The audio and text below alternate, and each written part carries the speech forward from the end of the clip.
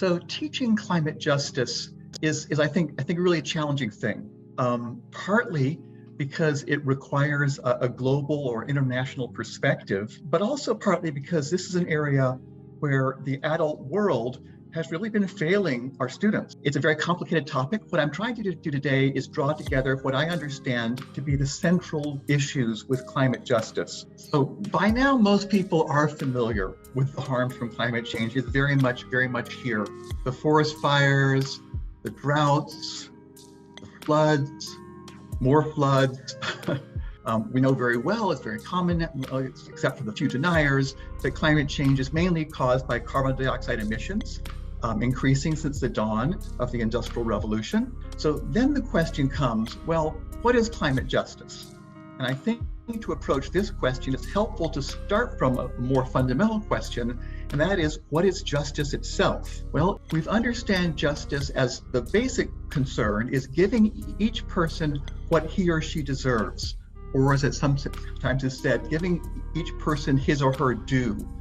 So I think the starting point for climate justice needs to be that we each contribute individually to climate change in our regular life as we consume goods that are produced using electricity. We also benefit collectively in each country from our country's industrialization. And so then as carbon dioxide builds up in the atmosphere, it imposes all these harms. But from a justice perspective, we want to understand that these harms are imposed on specific persons, specific individuals, individual people. And so it's sort of like, on the one hand, there's the people who create climate change. On the other hand, there's the people who suffer the harms.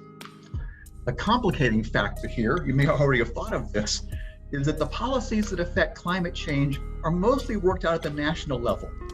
We bear responsibility as individuals for harms from climate change, but this responsibility is mediated by national governments and other governments. And most of us don't feel like we have a lot of influence over national policy. So in this regard, in terms of the responsibilities, I think it's helpful to think of three broad areas. The first is mitigation, and that is, how do we reduce the greenhouse gas emissions so we don't have too much climate change? The second area of responsibility is adaptation. That's the term that gets used for limiting the harmful effects of climate change, either before or after the harm occurs.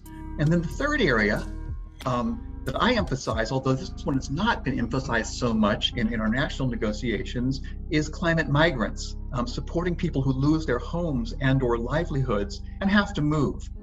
I think that the greatest victims are, of course, people who lose their lives.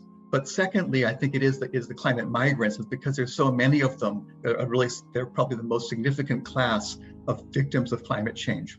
Then for each of these areas, we need to sort of separate it into the advanced countries and the developing countries.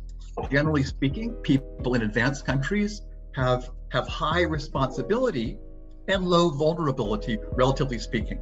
Whereas people in developing countries generally have relatively low responsibility, but high vulnerability to the harms from climate change. So looking then at the question of justice between persons, but mediated by governments, we should look at it both within countries and between countries. In this regard, the outcomes tend to reflect both within and, well, both in all the different countries, both pre-existing competencies and biases. So from a justice perspective, well, the advanced countries have stronger competencies, they can do more, but they also have their own biases. So the pre-existing biases may deepen pre-existing injustices. Similarly, between countries, well, here it's a different picture because we've had negotiations at the international level since 1992 through the United Nations Framework Convention on Climate Change. This convention, the term convention, both refers to the original agreement and the subsequent agreements, and also to the organization of all these different meetings, UNFCCC. The principles that were stated in the original 1992 convention are actually pretty fair. But if we look at the outcomes don't fit the principles very well. They really tend to reflect national interests in tension with these principles, and I'll have more to say about this. Generally speaking, the advanced country governments have avoided responsibility in these negotiations. whereas developing country governments have promoted national and government interests as best they can, trying to get some help from the advanced countries and trying to prepare. But generally, but in these negotiations, we see the well-being of climate migrants who are particularly severe victims have mostly been neglected. So then the basic dynamics of climate justice. Mitigation failure, leads to greater need for adaptation. Adaptation failures, particularly in poor countries, leads to more climate migrants. And mitigation is failing, and adaptation is failing. The failures to care for climate migrants increase human suffering, but also increase conflicts within and between countries.